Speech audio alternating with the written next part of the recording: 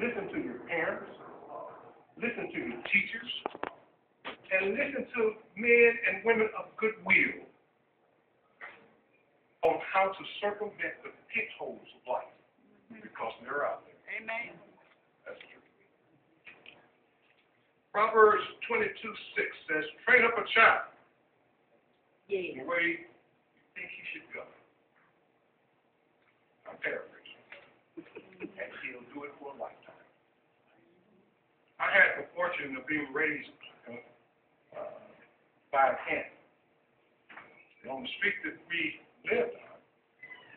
And I only determined this years later. There were no men. There were none.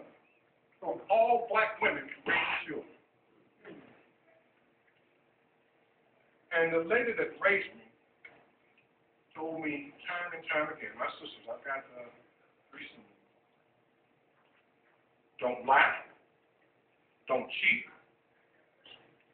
and read. Read. And I followed that suggestion. I'm quite often asked when I'm traveling, are you from Mississippi? Yes. Well, you don't talk like me. I said, well, if you also notice I'm wearing shoes, too. Don't allow yourselves to be stereotyped. Don't allow it, guys. I hate it. The first time I stepped in the courtroom, Judge Wingate was sentencing 2 beautiful, 3 black individuals, a female and 2 males. And they were going to jail for 10 years. They had their grill, and it bothered me. I went back to the office and told my administrative officer, I'm hurt. I just saw 3 good-looking black kids going to jail. She said, Marshal, you better get used to it. You're going to see it a lot. And I didn't. And I'm hurt by it.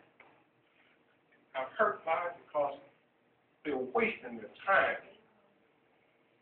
They're wasting their time being incarcerated rather than giving back to the community. And some of the things they do in jail, if they did it on the outside, they'd be millionaires. Yes. I'm going to sit down in there. In jail, when they put tattoos on,